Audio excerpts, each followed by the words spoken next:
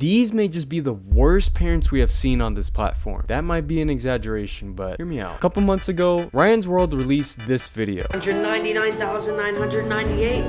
999,999. 1 million. Morning workout complete. I'm ready for superhero school. Bro, what is this? Which had everyone wondering, isn't Ryan too old to be making videos like this? Does he even want to anymore? Like, what even is this, bro? Hey guys, I'm pretend playing as Red Titan. What is this?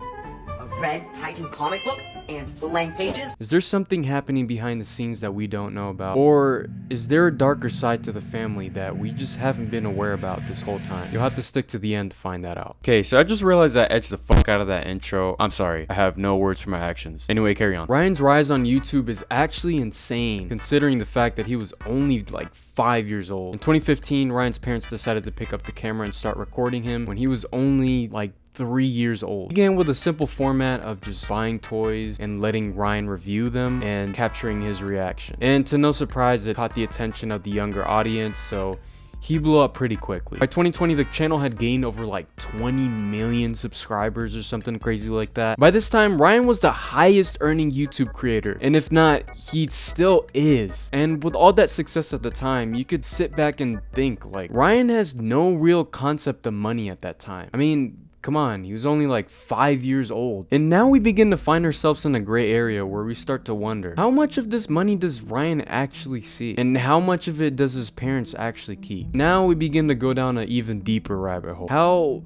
ethical are family channels really? Let's be honest here, how ethical can they really get? After all, they do use their children for content. Think of a regular family, how they tend to document every part of their child's life because it's a sacred memory kept within the family. Imagine the same concept, but with a little spice of a manipulated motive for thousands, if not millions, to see. At such a young age, Ryan doesn't have the capability of making that decision to know that all of these people are going to be watching him day in and day out. Ryan at the time didn't have what was necessary to agree to be the face of a brand that was going to become so big. But Ryan is much older now, and we're starting to see something that we didn't really see before. Whoa! We were just minding our business until we get ambushed by ninjas. Don't worry, girl. I'll protect you in this next episode.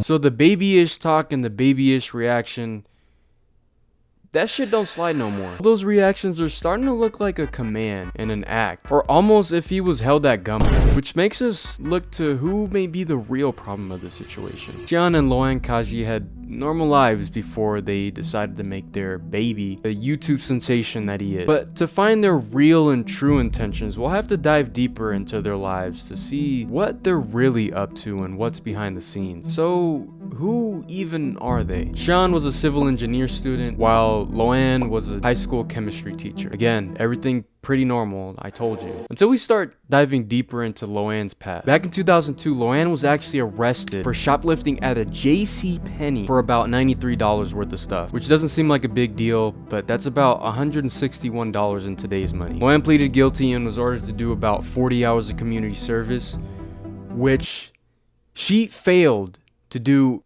anything her probation asked her to do. But then she pleaded guilty back in 2003, and she went to jail for about 60 days. She seemed to have cleaned up her act after this though, because there were no charges recorded after that. But who really knows? How does this affect Ryan and her husband and the control they have over him? Could this carelessness and neglect affect the way that Ryan's being treated? And could it reflect on where possibly his money may be going to? Could it reflect on the fact that he's actually being neglected on what he actually wants to do?